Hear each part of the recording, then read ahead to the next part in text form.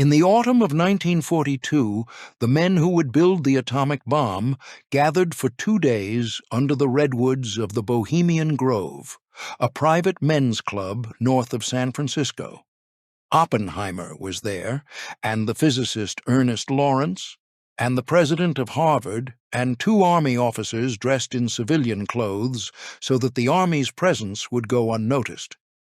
They had come not to a laboratory but to a summer encampment, governed since 1872 by a single carved rule: weaving spiders come not here. Consider what passes through its gates. A club of some 2,500 members, a waiting list that has run past 30 years, an entrance fee of $25,000 before the first year of dues, more than 100 camps hidden in old-growth forest, a concrete owl 40 feet tall above a still lake, and a guest list holding nearly every Republican president from Herbert Hoover to both men named Bush. For more than a century, what was settled beneath these trees left almost no record. This is the story of how a club of poets and newspapermen became an unofficial annex of American power. It begins with men who could not pay their bills. The men who founded the Bohemian Club in the spring of 1872 were not powerful, and several of them were not solvent. They were newspapermen, most of them from the San Francisco Chronicle, gathering after deadline in the gas-lit offices on Montgomery Street to drink, argue, and read aloud the things they could not print. Michael DeYoung, the Chronicle's proprietor, would recall years later that the club had been organized inside the newspaper office itself by a reporter named Tommy Newcomb and a handful of others off the staff. They incorporated on the 9th of April. They chose as their emblem the owl, the bird that sees in darkness, and took as their motto a line lifted from Shakespeare's A Midsummer Night's Dream: "Weaving spiders come not here." The phrase was meant as a sanctuary. Inside these rooms, a man was to leave his business at the door. The word they chose for themselves carried a deliberate edge.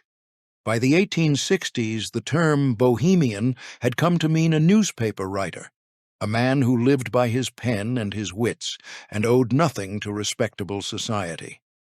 Bret Harte, writing under that name in a literary weekly called The Golden Era, had described San Francisco as a sort of Bohemia of the West, a frontier city where talent was supposed to matter more than birth.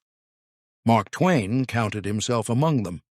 So did the travel writer Charles Warren Stoddard, the satirist Ambrose Bierce, whose acid newspaper column would later harden into the Devil's Dictionary, and the frontier balladeer Joaquin Miller.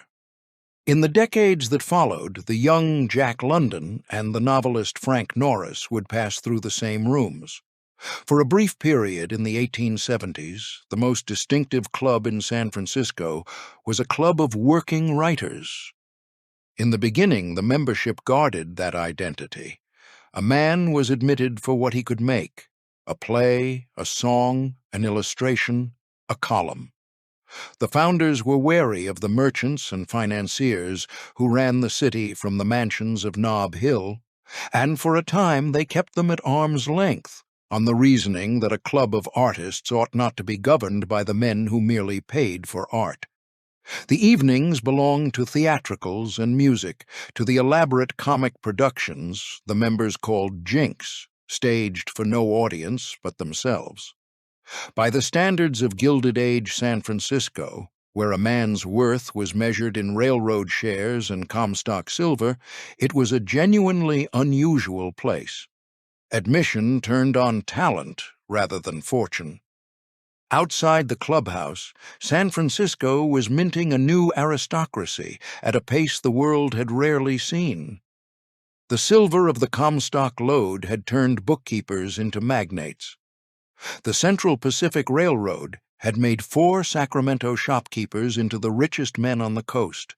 The mansions climbing Nob Hill belonged to men who had arrived with nothing 20 years earlier and now controlled water, rail, and ore across an entire region.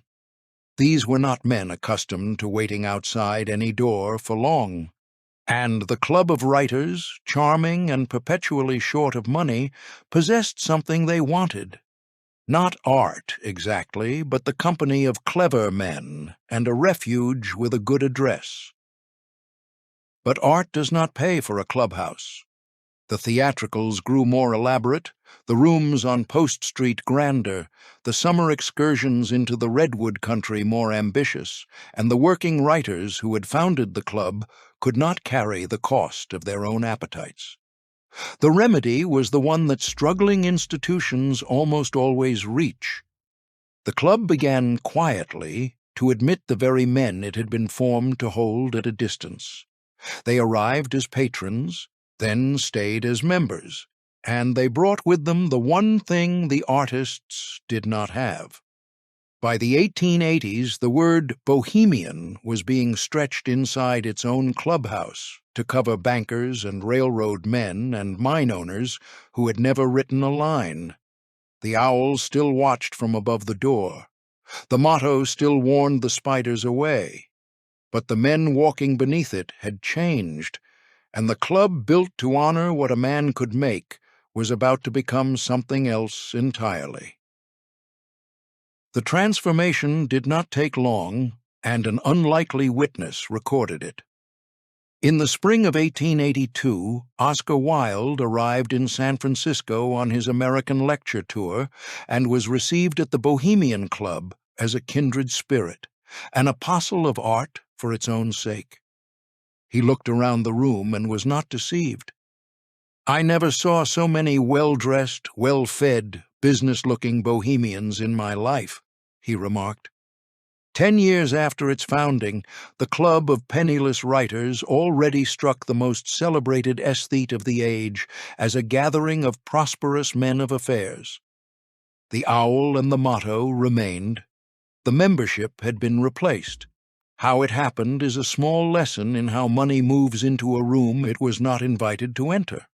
The club needed funds, and the artists who had founded it could not supply them, so it opened its doors to the men who could. But the founders were unwilling to surrender the bohemian character that gave the club its name and its charm, and they devised an arrangement to preserve it. Talented men of modest means, the genuine painters and singers and actors, were retained as associate members at reduced dues, kept on to write and stage the plays and provide the music. The wealthy members paid the bills and enjoyed the show. In this way, the club kept its bohemian costume while changing the body underneath. The artists who had built the place did not leave. They stayed on as its entertainment. The numbers tell the story of what walked through the door. The Comstock load had yielded close to $300 million in silver and gold from a single Nevada mountain. The Central Pacific Railroad and its Southern Pacific successor had seized near total control of transportation across California, and 4 men, Stanford, Crocker, Huntington, and Hopkins, had divided that empire among themselves. By the early years of the new century, a remarkable share of the club's resident members appeared in the city's social register, the published roster of San Francisco's ruling families, at many times the proportion found in the population at large. The Club of Broke Writers had become, in 35 years, a club of the richest men on the Pacific coast. With the new members came new uses for the old motto. "Weaving spiders come not here" had been written to keep the marketplace outside, to give working writers a few hours free of deadlines and debts. In the hands of bankers and railroad men, the same words acquired a second and more convenient meaning. A man could not be seen to come to the Bohemian Club on business because business was forbidden there. Therefore, whatever passed between 2 members beside a campfire was, by definition, not a transaction. The rule that had been built to protect art from commerce now protected commerce from scrutiny. The newspaper publisher William Randolph Hearst joined the rolls. So did the great names of California capital, the men who controlled the water and the railroads and the mines, drawn to a place where the most powerful figures in the West could meet one another with the world locked outside. What the wealthy members had bought, without quite intending to, was the perfect instrument. The club gave them privacy without secrecy, a respectable artistic reason to gather that no outsider could question. The plays were real. The music was real. The friendships were real. And in the spaces between them, men who governed an economy came to know one another as few institutions in American life allowed. It was not a conspiracy. It was something more durable and more ordinary, the habit of powerful men knowing one another well. By the turn of the century, the club had outgrown its rooms in the city, and its members had developed an appetite for the summer outings into the redwoods that had begun as modest artists' picnics. Those outings were becoming the center of the club's life, longer and grander each year, drawing more men deeper into the forest north of San Francisco. The members had decided they wanted a forest of their own. The question was, who would pay for it? And what a club of magnates, having captured a club of artists, would do once it owned a piece of ancient American wilderness outright. The encampment that would become the heart of the club began, like the club itself, almost by accident. In the summer of 1878, an actor and founding member named Henry Edwards announced that he was leaving San Francisco for the New York stage, and his friends resolved to send him off in a manner befitting bohemians.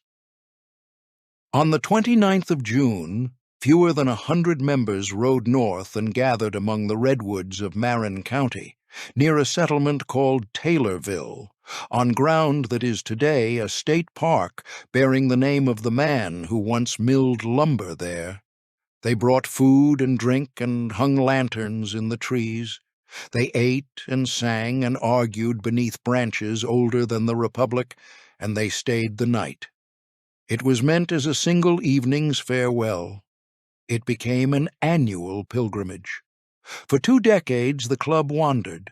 The summer gathering, now called the Midsummer High Jinks, moved from one stretch of redwood country to another, through Duncan's Mills and Guerneville, and a hamlet that took the name Camp Meeker, the members camping each year on land they did not own and could not control.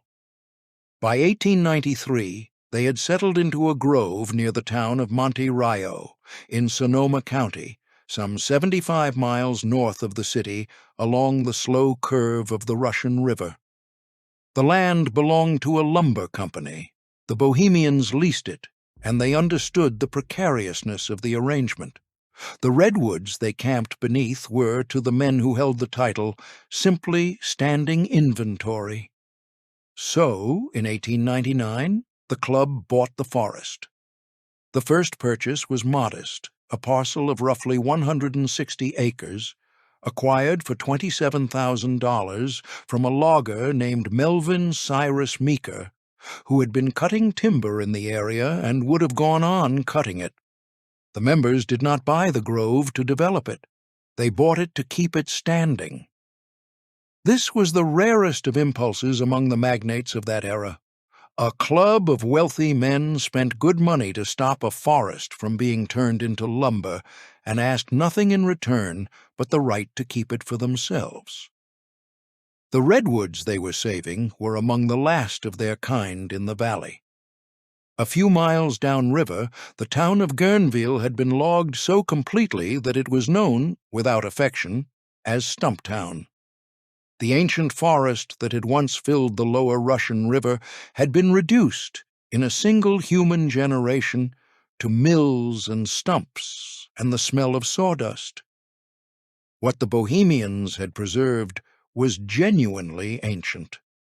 The trees in their grove had been standing for more than 1,000 years, and the tallest of them rose past 300 feet, older than Christendom, indifferent to the men gathering at their feet. Through the early decades of the new century, the club kept buying, parcel by parcel, sometimes to enlarge the camp, and sometimes to keep a developer or a logger from the boundary, until the holding reached roughly 2,700 acres by the 1940s. They built a permanent world inside it. They dammed a creek to make a small lake. They cut trails and laid water lines and raised a great wooden clubhouse among the trunks. They divided the forest into more than 100 camps, each with its own name and its own character, and the city clubhouse on Post Street, where the whole enterprise had begun, dwindled into a place members visited on their way to the only address that now mattered. The club had bought the grove to save it. What it would one day do to those same trees, when preservation gave way to the same impulse that had built Stumptown, belongs to the end of this story. For now, the men had what they wanted: a private forest, ancient and walled and theirs alone, 75 miles from the nearest scrutiny. What remained was to consecrate it. And so, at the center of the grove, beside the still water of their artificial lake, they did not build a chapel. They built a stage, and on the far shore they raised an owl. The owl had been the club's emblem from the first night in the Chronicle office, chosen because the owl sees what others cannot and keeps its own counsel in the dark. In the late 1920s, the members made it enormous. A sculptor named Haig Patigian, twice president of the club, designed a hollow figure of concrete laid over a steel frame, some 40 feet from its base to the tips of its ears, and set it at the head of the lake where the trees open to the water. From a distance it reads as a natural outcrop of mossy stone. It is not. The owl is hollow, and inside its body run wires and speakers and the apparatus of a sound system, for the owl was built to speak. Since 1929, it has presided over the strangest ceremony in American public life, a rite performed each July before some of the most powerful men in the world and almost never witnessed by anyone else. The ceremony is called the Cremation of Care, and it is older than the owl that now hosts it. It was devised in 1881 by a member named James Bowman, with another named George Bromley as the first high priest, and in the beginning it was woven into the dramatic play that opened the encampment. The plot was simple and self-flattering. A figure representing care, the dull and grinding worry of ordinary life, was slain by the play's hero and ceremonially burned, freeing the Bohemians to enjoy their 2 weeks in the forest unburdened. The club described it, in its own gentle telling, as a symbolic salvation of the trees and a release from the cares of the marketplace. In 1913, the rite was pulled out of the larger play and moved to the first night of the encampment, where it became something closer to an exorcism, a banishing of the demon care to ensure the success of the days to come. What unfolds on that first night is genuine theater, mounted with the budget and the seriousness of an opera. As darkness falls, robed and hooded figures gather at the lake. A small boat is poled across the black water, bearing a shrouded effigy, the body of dull care, and delivered to the high priest waiting at the foot of the great owl. There are torches and chanting and a recorded score. The effigy is laid before the statue and set alight, and as it burns, the night fills with fireworks and the crash of music, and hundreds of men in evening dress cheer the destruction of their own worldly worries. "Be gone, dull care," the priest commands, and care is gone, at least until the encampment ends and the men return to the offices and capitals where the cares of a nation are actually decided. The words spoken over the flames are stranger still for being borrowed. The motto carved at the lake, "Weaving spiders come not here," comes from a Midsummer Night's Dream, where it is sung by fairies guarding the sleep of their queen. A men's club of bankers and presidents had taken a fairy's lullaby and made it the watchword of the most exclusive gathering in America. It was a borrowed piece of magic, stripped of its original innocence and pressed into the service of power. And there was a voice. During the ceremony, the owl itself was made to speak, its words booming out across the water from the speakers hidden in its concrete body. And for many years, that voice belonged to a man every household in the country would have known on hearing it. The voice of the Owl of Bohemia, the oracle to whom the high priest pleaded for wisdom, was Walter Cronkite. The anchor of the CBS Evening News, the newsman repeatedly called the most trusted man in America, the steady voice that had carried the nation through assassinations and moon landings, was also, in the privacy of the redwoods, the disembodied god of a secret rite. The men who shaped the country's events and the man who narrated them to the country each evening met, once a year, inside the same hollow owl. The club's choice of a patron saint completed the design. The Bohemians had adopted John of Nepomuk, a medieval cleric who, by legend, was put to death by a king of Bohemia for refusing to betray the confessional secrets of the queen. A wooden carving of the saint stands at the edge of the lake, robed, with one finger pressed to his lips. The club had chosen as its protector the patron of those who die, rather than tell what they know. The owl watched, the saint held his silence, and the men came down to the water each July to burn away their cares. What they did during the rest of the 2 weeks, in the 100 camps scattered through the trees, was the part the world most wanted to see, and would wait the longest to learn. Scattered through the 2,700 acres, hidden among the trunks and along the creek beds, stood more than 100 separate camps. They were not tents. Over the decades, they had grown into permanent compounds of cabins and sleeping porches and open-air dining halls, each with its own name, its own cook, its own traditions, and bar and character. A camp called Mandalay, a camp called Caveman, camps named Hillbillies and Owl's Nest and Lost Angels, more than 100 small fraternities inside the larger one, and a man did not simply belong to the Bohemian Club. He belonged to a camp, and his camp said a great deal about who he was. This was the part of the Grove that an outside observer, had one been admitted, would have found most revealing. In 1974, a sociologist named G. William Domhoff, who had spent years studying how the American upper class organizes itself, published a study of the Grove, whose subtitle named his thesis without ornament, a study in ruling class cohesiveness. Domhoff did not believe the Grove was a place where the nation was secretly governed. He believed it was something more important and far harder to legislate against. He called it a playground for the powerful, a place where wealthy and influential men from every region of the country gathered for 2 weeks to relive summer camp, and in the reliving became a class. The camps were the machinery of it. The most prominent men gravitated to the same handful of compounds, year after year, and the young man invited to the right camp found himself sleeping 100 feet from men he could never have reached through any office or any letter. The rules of the place were designed to make this possible. The first rule was the motto. No business was to be discussed, and members policed the convention seriously, for the prohibition was the entire point.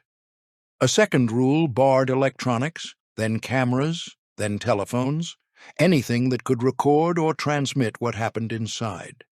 A man was suspended for a year for swimming in the lake before the owl. Another was disciplined for carrying a device. And women were permitted on the grounds only as daytime employees, required to leave the property by 9 or 10 each night, so that the encampment after dark belonged entirely to the men and their valets. The paradox at the center of the Grove, is that the rule against business is precisely what makes the Grove useful for business. A man who comes to sell something is a salesman, and salesmen are resisted. A man who comes only to relax beside another man, to drink with him and watch a play with him and learn the names of his children, is a friend, and friendships move money and power in ways no sales call ever could. By forbidding the transaction, the club manufactured the thing that makes transactions possible, which is trust. The motto did not keep the weaving spiders out. The motto wove the web.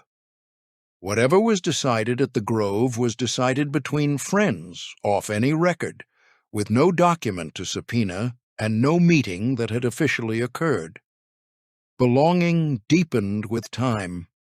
A member who survived 40 years was elevated to what the club called the Old Guard, given reserved seats at the daily talks and the deference owed to a man who had spent half a lifetime inside.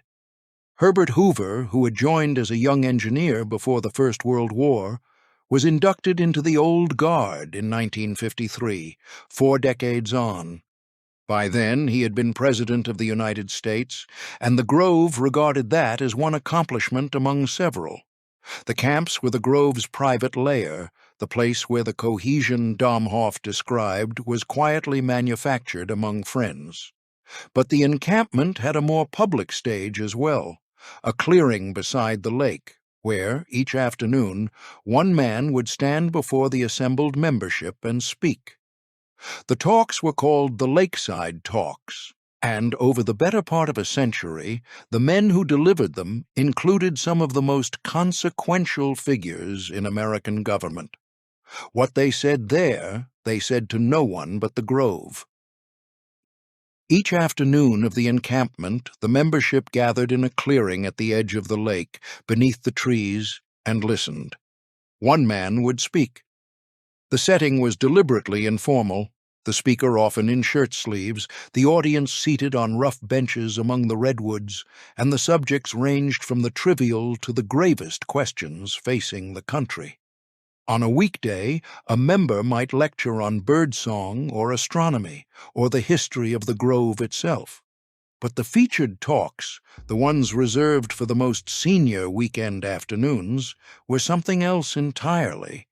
They were delivered by men who governed, or hoped to, and they were governed by a single understanding that every speaker accepted before he opened his mouth. Nothing said at the lake would leave it.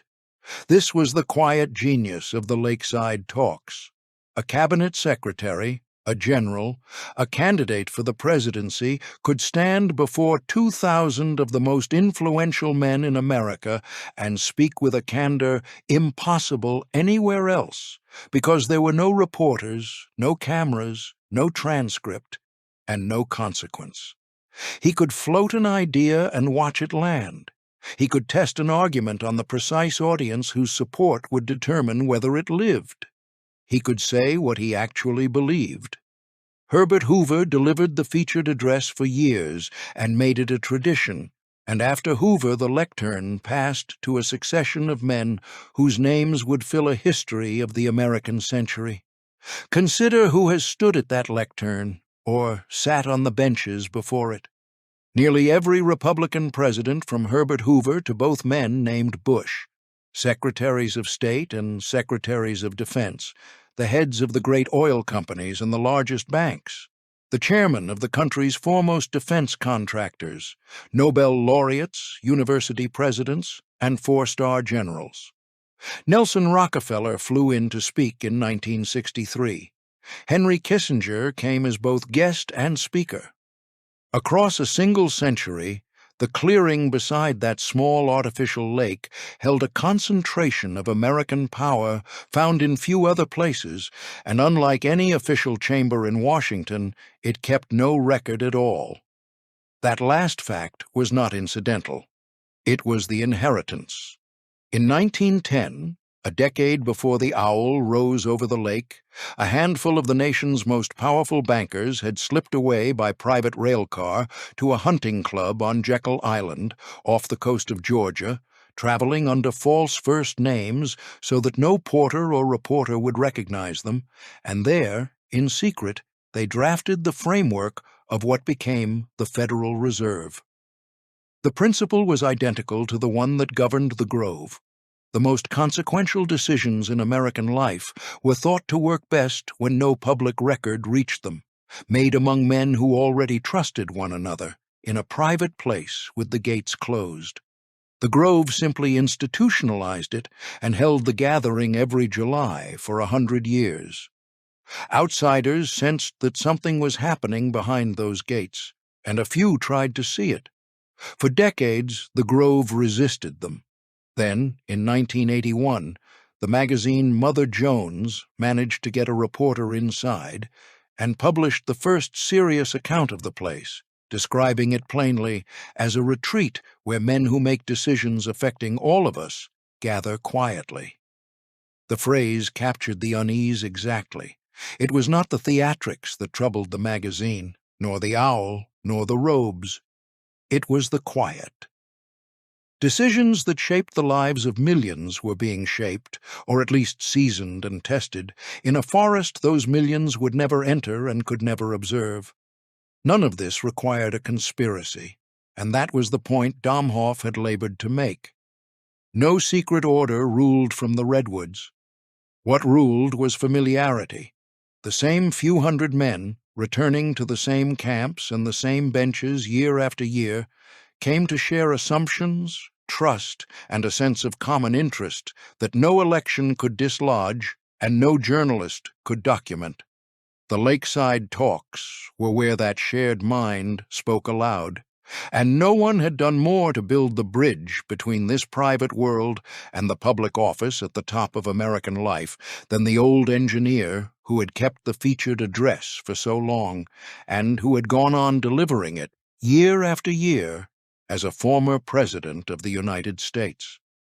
Herbert Hoover joined the Bohemian Club in 1913, a young mining engineer not yet known to the world, and he remained a member for the rest of his life. No man embodied the club's relationship to power more completely or more strangely. Hoover rose from the Grove's benches to the heights of American public life. He organized the feeding of occupied Belgium during the First World War and was hailed as a humanitarian. He served as Secretary of Commerce. In 1928, he was elected President of the United States by one of the largest margins in the nation's history. And then the economy collapsed beneath him, and the country turned on him with a fury reserved for few public men.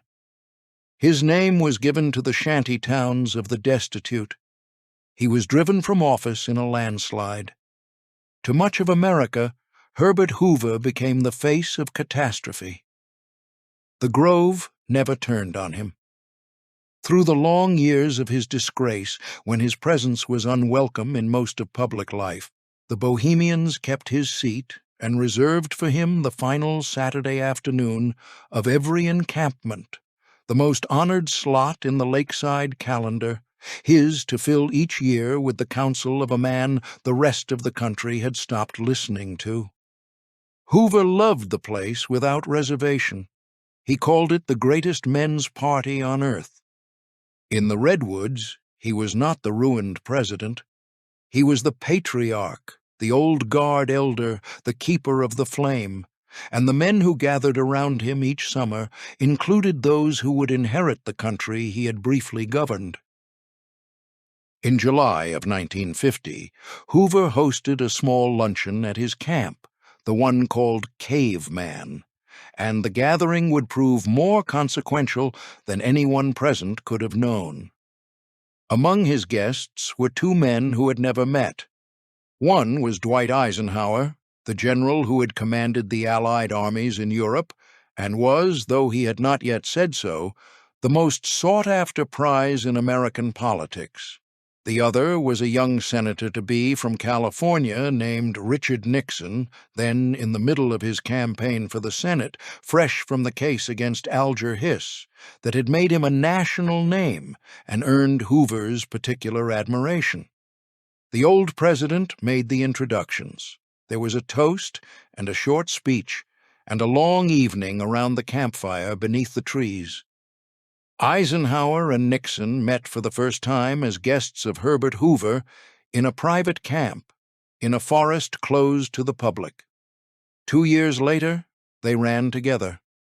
The Eisenhower and Nixon ticket won the White House in 1952 and held it for 8 years, the partnership that defined American government through the heart of the Cold War. It had begun at a campfire in the redwoods, arranged by a disgraced former president at his private camp, witnessed by no journalist, and recorded in no official account. The pattern it set was not an accident. It was the function. For this was what the Grove did better than any institution in American life. It introduced the powerful to one another before the public had any say in the matter.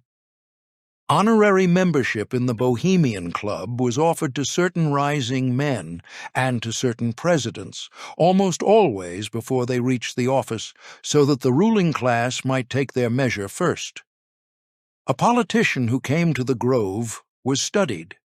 The place let the assembled membership size a man up at their leisure, watch how he carried himself, and hear what he believed when he thought no one was writing it down.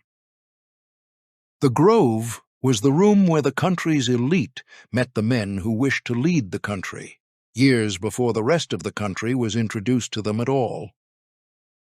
All of this, the pipeline and the patriarch and the ticket born at a campfire, belonged to the post-war decades when the Grove's political power was at its height. But the single most consequential thing ever set in motion beneath those trees had happened earlier, in the dark middle of the Second World War, when a different kind of guest came to the Grove. They were not politicians, they were physicists. And what they discussed on the shore of that lake, in the autumn of 1942, would end 2 cities and open an age. On the 13th and 14th of September, 1942, a small group of men came to the Bohemian Grove on business of the gravest kind. They did not come for the summer encampment, which had ended weeks before. They came because the Grove offered something no university office or government building could: total seclusion, a private forest with a single guarded gate, where a conversation could be held that the world was never meant to hear. They met inside the great clubhouse the architect Bernard Maybeck had raised among the trunks, and the man who arranged the gathering was Ernest Lawrence, the Berkeley physicist and Nobel laureate who had invented the cyclotron with the help of his colleague J. Robert Oppenheimer. Lawrence was a Bohemian. The Grove was, to him, simply the most secure room in California. The men who assembled there were the S1 Executive Committee, the small body that steered the whole of America's atomic research, and the experts they had gathered around them. James Conant was there, the president of Harvard, who chaired the committee. Arthur Compton came from the secret laboratory he ran at the University of Chicago, where the first nuclear reactor was even then being built beneath a football stadium. Harold Urey came, the Nobel chemist working on one path to a bomb, Lyman Briggs, who had chaired the nation's first uranium committee, and Ager Murphree, a chemical engineer who directed the research arm of the Standard Oil Company. Oppenheimer was present too, though he held no official seat on the committee, and within weeks he would be chosen to lead the laboratory where the weapon itself would be designed. And there were 2 more men whose presence the others took pains to hide. They were officers of the United States Army, and they had come dressed in civilian clothes so that no porter or passerby would notice that the Army was now in the room. That detail is the whole story in miniature. The Army was running the project now, or was about to. Days after this meeting, command of the entire effort would pass to a brigadier general named Leslie Groves, and the loose academic research of the previous 3 years would harden into the largest secret industrial undertaking in human history. But here, in the redwoods, on the eve of that handover, The scientists and the soldiers sat together in the place the Bohemians had built for setting cares aside, and worked through the gravest care a nation had ever taken up. The Grove was not the birthplace of the atomic bomb. No single room was, but the men who would build it sat in this one, in the autumn of 1942, and the direction they set under these trees held. What that small committee was setting in motion is difficult to hold in the mind. The Manhattan Project would grow to employ roughly 130,000 people. It would cost some $2 billion, a nearly unimaginable sum in the currency of the 1940s. It would raise 3 secret cities from empty ground, at Oak Ridge in Tennessee, at Hanford in Washington, and at Los Alamos in New Mexico, none of which appeared on any map. At Hanford alone, the workforce building the plutonium reactors approached 45,000. And at the end of it, in the first week of August 1945, 2 bombs fell on the cities of Hiroshima and Nagasaki, and killed well over 100,000 people, tens of thousands of them in the first minutes, and many more in the days and weeks that followed. The roster in that clubhouse ran deep into the dark history of American power.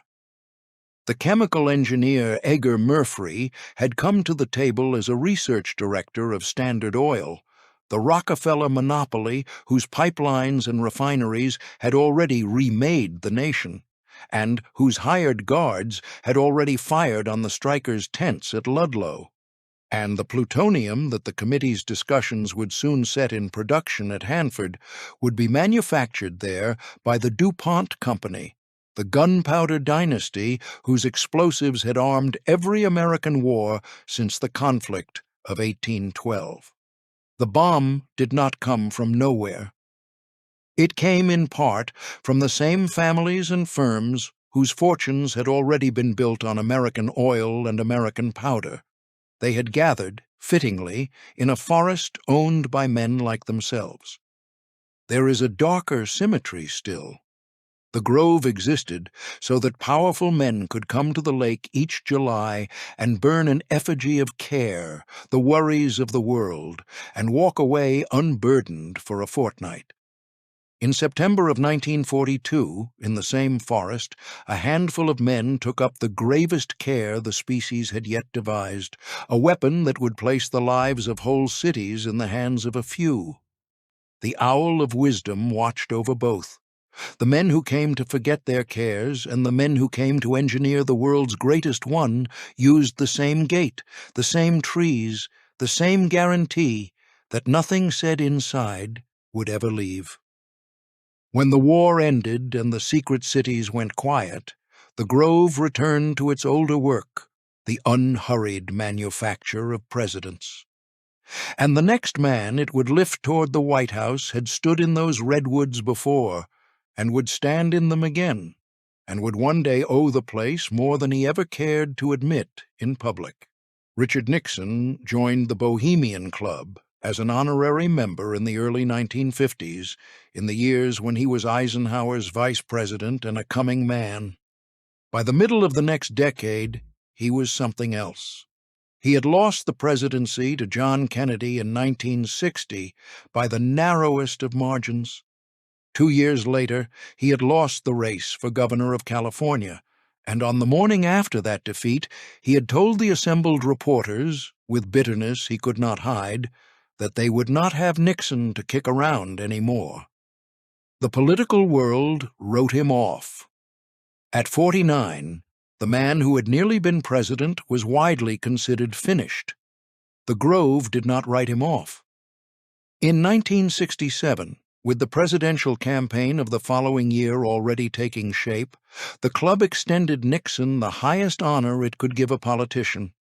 Herbert Hoover had died in 1964, and the featured lakeside address that had been the old patriarch's for decades was now open.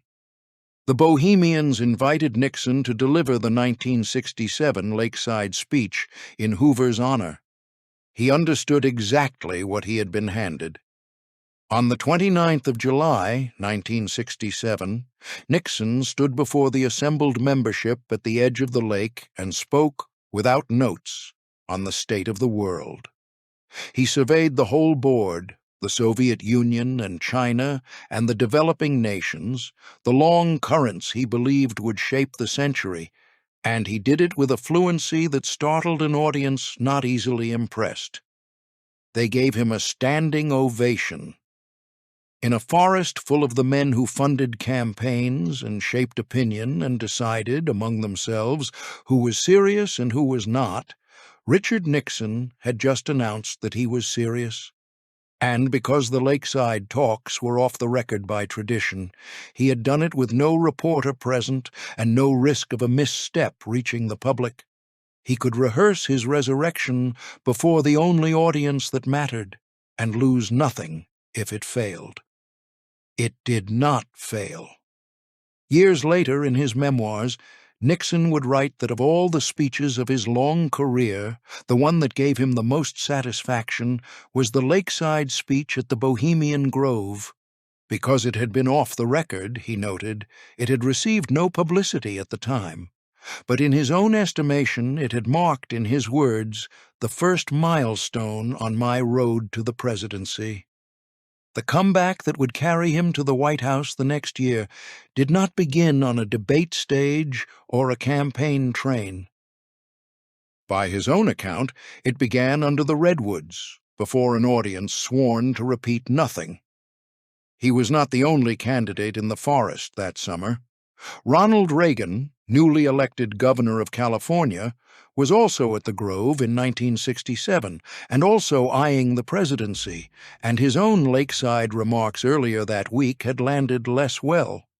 The two men, the seasoned loser and the bright newcomer, were the leading Republican prospects for 1968, and the Grove was where their party's most powerful patrons took the measure of both.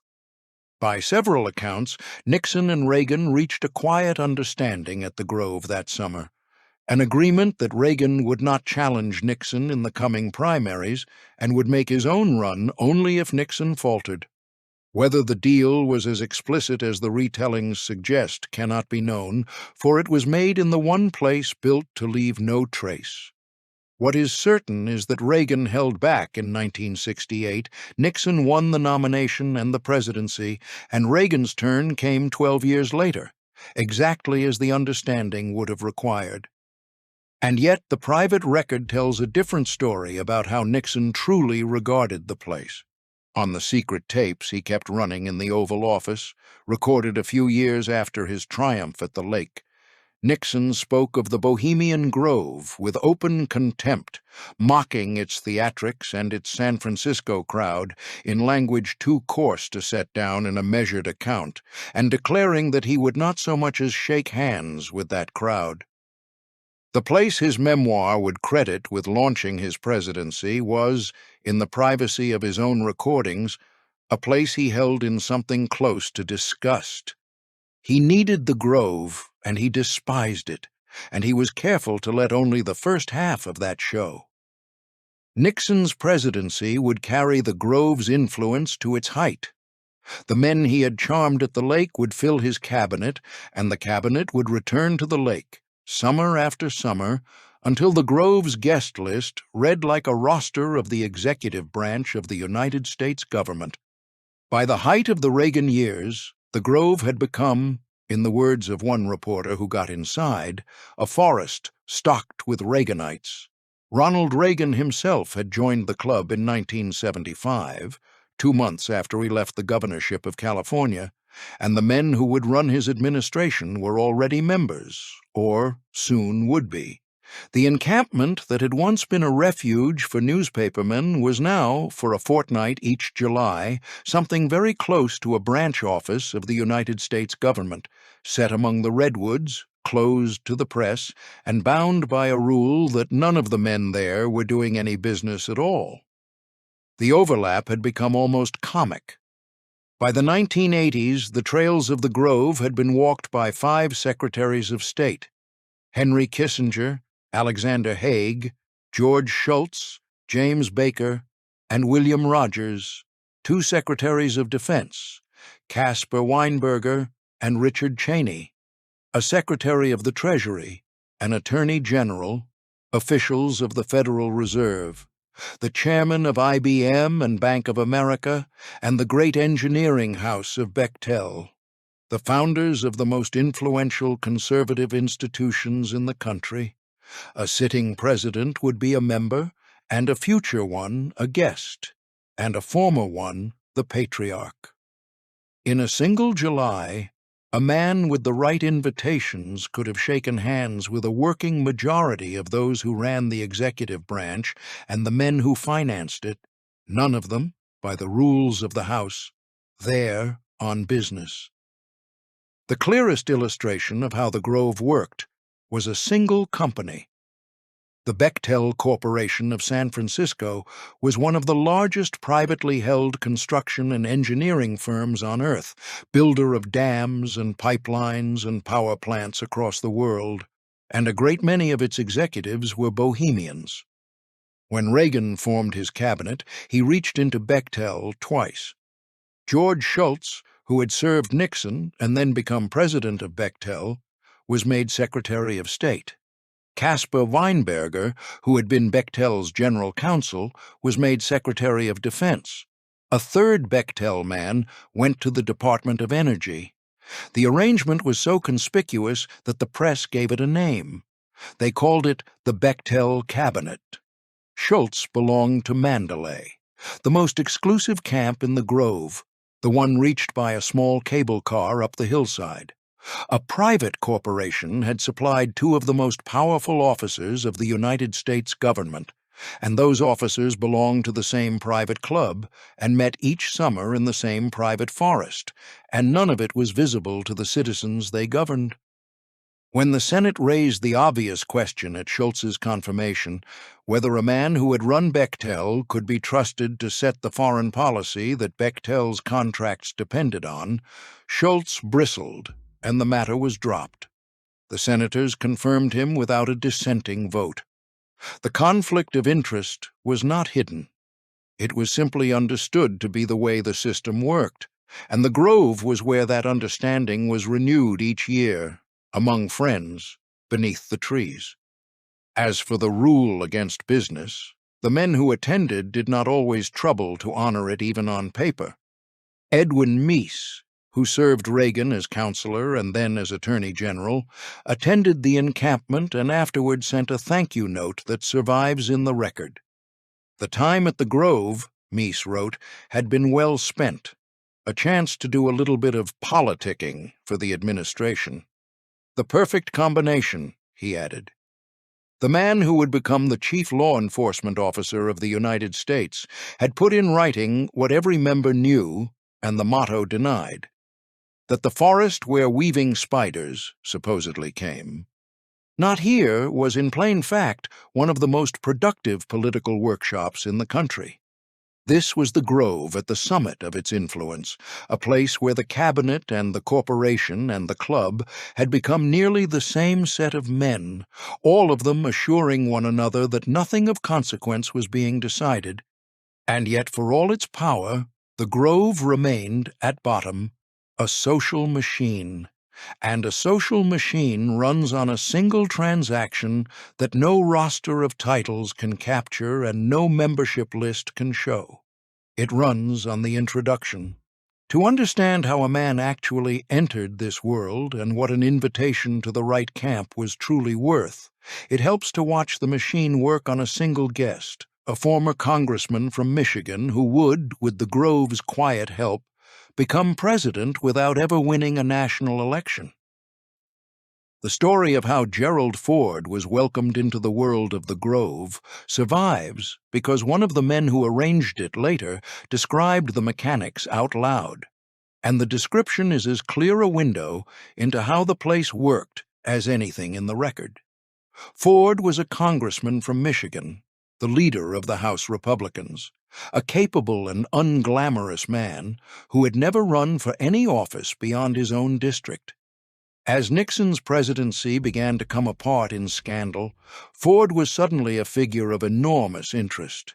a man who might soon stand very near the top, and the Bohemians took him in.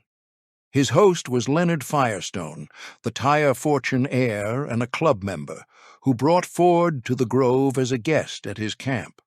Firestone wanted to do the thing properly, and so he placed a telephone call to another Bohemian, a San Francisco man named Loyal McLaren, and asked for help. McLaren remembered the request precisely. Firestone, he said, was having Mr. Ford as a guest and wanted to round the visit out, to give him an interesting time and to let him meet as many people, useful people, as possible. McLaren's solution was elegant and entirely in the Grove's spirit. He arranged a series of small parties at 2 or 3 of the different camps so that Ford could be moved quietly from one set of powerful men to the next, shaking hands, making impressions, becoming known. There is no record of a single deal struck at those parties, and that is the point. No deal needed to be struck. What happened was that a congressman, who might soon be president, spent a few warm evenings in the redwoods, being introduced, camp by camp, to the men who ran the country's industries and banks and institutions, and those men came away having taken his measure and offered their goodwill. When Ford did become president, a year or so later, by the unprecedented route of succeeding a man who had resigned in disgrace, without ever having been chosen by the national electorate for either office he then held, he arrived already known to the people who mattered most. The introduction had done its work long before the country was asked, or rather not asked, to consent.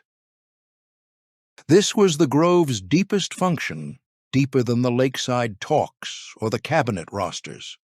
It was a machine for manufacturing acquaintance among the powerful, and acquaintance, in the hands of such men, is the raw material of power itself. A favor as small as an invitation could, over years, ripen into a presidency. None of it appeared in any ledger. All of it depended on the gates staying shut. But the gates were beginning to fail, and the value of what lay behind them was beginning to invert. For 100 years, a Grove invitation had been an unambiguous asset, a sign that a man had arrived. Then the wider country began to learn what the Grove was, and the calculation changed. In 1993, David Gergen, a veteran of the Nixon, Ford, and Reagan White Houses, was brought into the Clinton administration as a senior advisor, a public symbol of bipartisan respectability. Gergen was a Bohemian, and in the new climate, membership in a secretive, all-male club in the California redwoods was no longer something a White House official could quietly enjoy. Gergen announced that he would not be taking part in the encampment's revels, and 3 days later he resigned from the club altogether. The thing that had made Gerald Ford a president had become a thing that a presidential advisor had to publicly renounce. The Grove had spent a century perfecting its invisibility, and the invisibility had been the source of its power. Now the invisibility was cracking. Reporters were getting inside. Photographs were leaking out. And in the summer of the year 2000, a man would walk through those gates with a hidden camera and broadcast the Cremation of Care to the world, transforming a private theatrical into the centerpiece of a global conspiracy theory, and changing forever how the public imagined the men beneath the trees. In July of the year 2000, a Texas radio host named Alex Jones slipped past the Grove's security with a hidden camera, and a cameraman made his way to the lake and filmed the Cremation of Care from the trees. He released the footage as the centerpiece of a documentary, and it spread across the early internet to an audience of millions. For the first time, the public could watch the robed figures, the torches, the shrouded effigy, the great owl lit by fire. The Bohemian Club, which almost never confirmed anything, confirmed that the video was genuine. Jones had indeed gotten in, and what he had filmed was real. What he said about it was not. Jones told his audience that he had witnessed a satanic ritual, the worship of an idol he identified as Moloch, the ancient deity to whom children were said to be sacrificed, and he suggested that real human sacrifice lay behind the pageantry. The footage became the foundation of a conspiracy theory that has never since let go of the Grove, that the most powerful men in the world gather in a California forest to perform occult rites and offer human blood beneath a pagan god. The trouble with the theory is that a second man had gone in alongside Jones that same summer. The British journalist John Ronson had filmed the identical ceremony, and he came away with a very different account. What he had seen, Ronson said, was a burning effigy and a great deal of theater. Men in robes setting fire to a symbolic body of care, and then cheering and reaching for their drinks. He called the Cremation of Care an overgrown frat party. There was no sacrifice, there was no Moloch. There was a stage, a prop, and a few hundred wealthy men playing at solemnity in the woods. The owl was never Moloch. It had been the club's emblem since the first night in the Chronicle office, the bird of wisdom, the same owl that sits on the shoulder of Athena and the coins of the ancient world. The ceremony was not an act of worship, but a piece of amateur dramatics nearly a century and a half old, written by a newspaperman and refined by generations of members who took its theatrical seriousness as part of the joke. The robes and the torches were costume and lighting. The effigy was a prop. To mistake it for human sacrifice required wanting very badly to believe something monstrous about the men inside, and some people wanted that badly enough to act. 2 years after Jones broadcast his footage, a man arrived at the Grove heavily armed, convinced the children were being murdered inside, and prepared to stop it by force. He found the camp deserted, out of season, the cabins empty, and the owl standing alone over a still lake. He was arrested without harming anyone, but his intent was plain, and it pointed at a real danger hidden inside the fantasy. A lie about secret crimes can manufacture a man willing to commit a real one. The conspiracy theory, for all its lurid energy, was a gift to the Grove. By insisting that the men beneath the redwoods were sacrificing children to a stone idol, the theorists made the Grove easy to dismiss. Anyone who tried to describe the actual documented influence of the place, the cabinet that assembled there, the presidents it groomed, the atomic meeting it hosted, could be waved away as one more lunatic raving about Moloch and blood. The fantasy did not expose the Grove, it camouflaged it. And the truth it camouflaged was, in every respect that mattered, stranger and more consequential than the fantasy. No one needed to invent a satanic ritual. The real ceremony, the one that mattered, was the quiet introduction of powerful men to one another, year after year, with the public locked outside, and that ceremony had already shaped the century more than any burning effigy ever could. The watchers at the gate spent their energy looking for demons. In doing so, they overlooked the people who were actually inside the Grove every summer and had seen everything, the people the cameras never thought to follow, not the members, the men and women who served them. The Grove could not function for a single day without the people who served it, and they were the one group the place was built to render invisible. To stage an encampment for 2,000 of the most powerful men in the world, the club employed a small army of valets, cooks, waiters, dishwashers, groundskeepers, and security staff.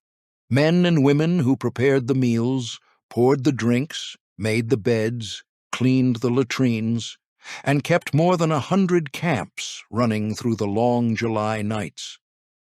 They were called in the club's language valets, a word that politely concealed how hard the work actually was. They saw everything. They were meant to be seen by no one. The women among them lived under a particular rule.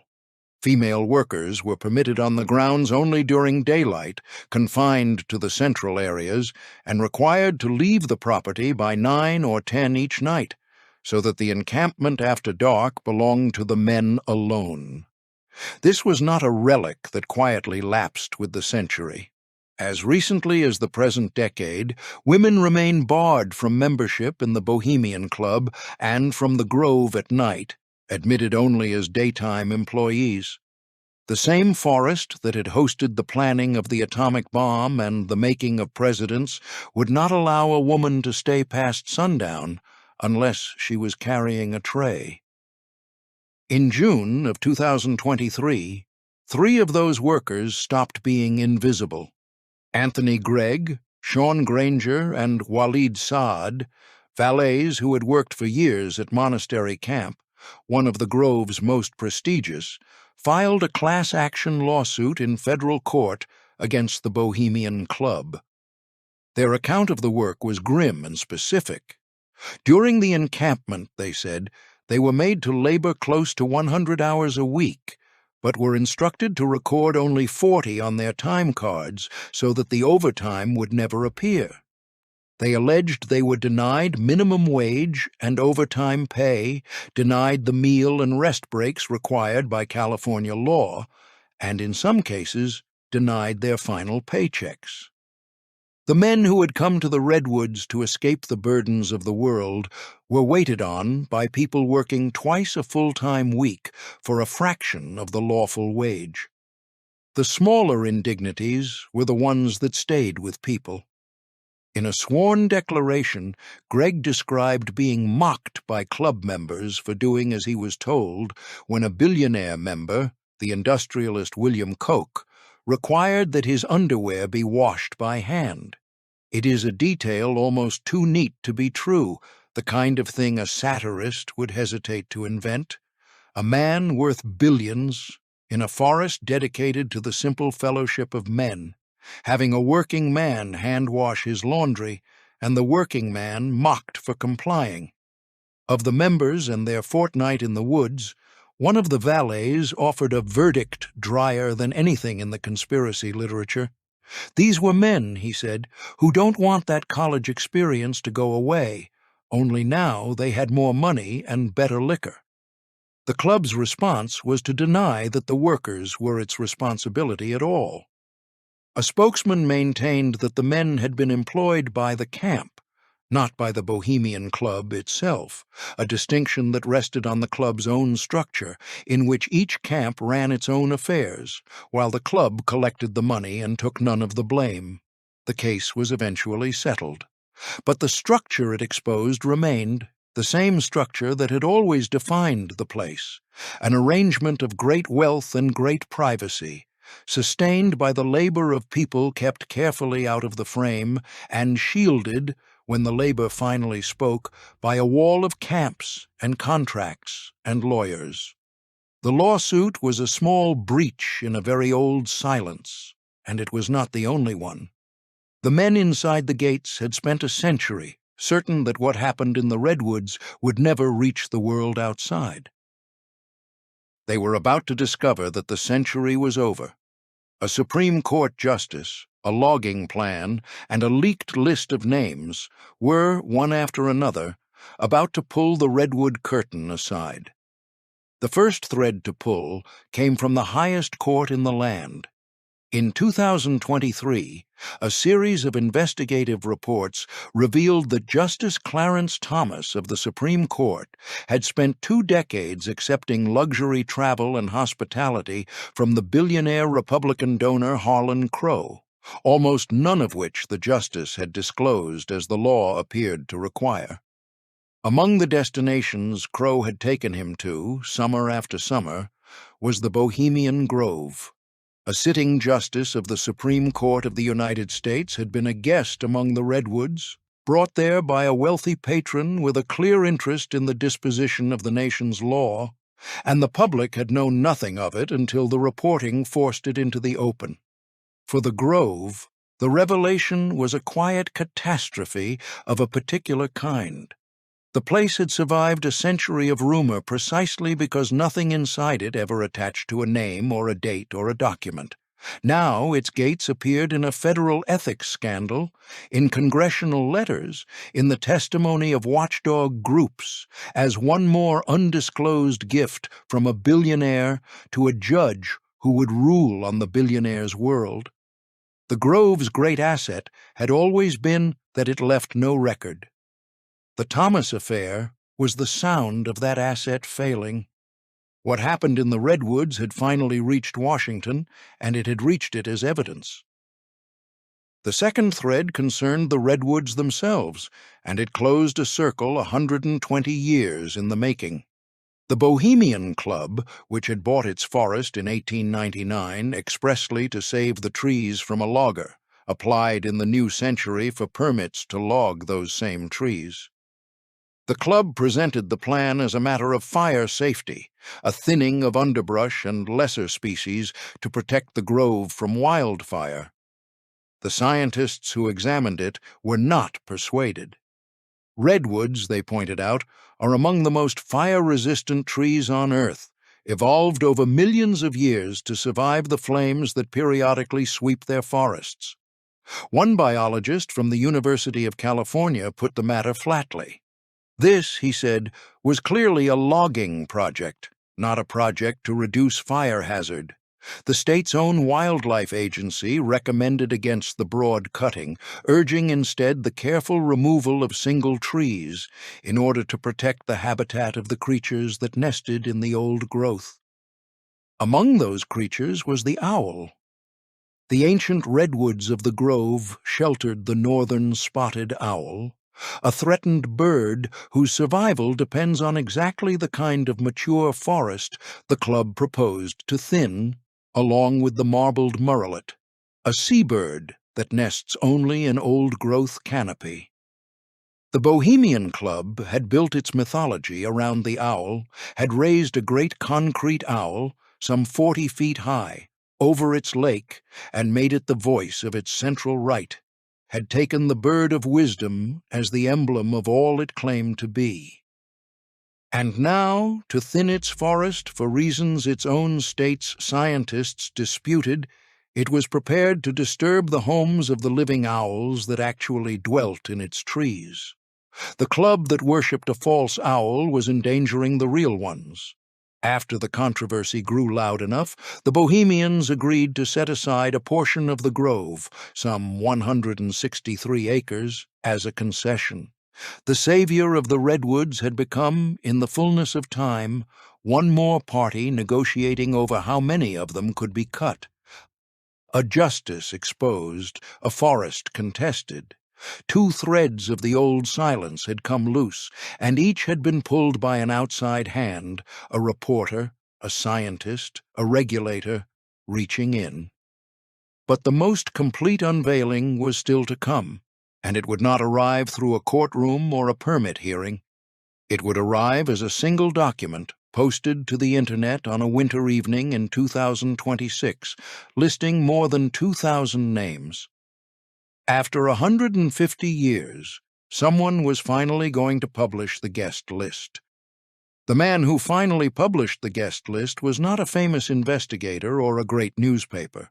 He was an independent journalist named Daniel Boguslaw, working largely on his own, and the way he got the list was almost absurdly ordinary. He had come into possession of an older roster, and he used it to track down a single Bay Area member, whose office he visited day after day until the man relented. One night, drinking in an Oakland bar, Boguslaw was approached by a courier carrying 2 manila envelopes. Inside was the complete camp attendance list for the encampment of 2023, more than 2,000 names. His story had been promised to a national outlet, The Intercept, but the publication lost its nerve and declined to run it. So, in late February of 2026, Boguslaw posted the list himself to his own newsletter, and the secret that 150 years of money and discretion had protected was suddenly available to anyone with an internet connection. The club met the largest exposure in its history with a shrug. Reached for comment, its longtime spokesman, Sam Singer, offered only the old formula that the Bohemian Club was a private organization and does not disclose nor confirm the names of members and guests. The club's lawyers did not sue. They did not deny the list's accuracy.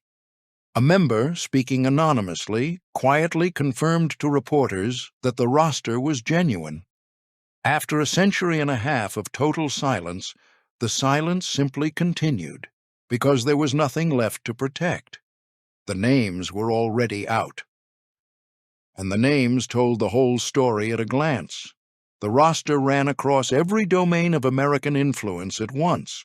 There was Henry Kissinger, the diplomat, who would be dead within months of the list being drawn. There was Michael Bloomberg, the media billionaire and former mayor of New York, and Charles Koch, the industrialist, whose fortune had bankrolled a political movement. There was Paul Pelosi, the investor and husband of the Democratic Speaker of the House, listed not far from the names of men who had spent their lives fighting everything she stood for. There was Eric Schmidt, who had run Google. There was the comedian Conan O'Brien, the late singer Jimmy Buffett, and the documentary filmmaker Ken Burns, whose patient histories had taught the country its own past, now himself a quiet entry in the country's most carefully hidden present. But the deepest portrait was not in the famous names. It was in the arithmetic of the ordinary ones. Of the more than 2,000 men on the list, the single most common first name was John, which appeared 128 times. After John came Robert, 115 times. Then William, 85. Then James, 84.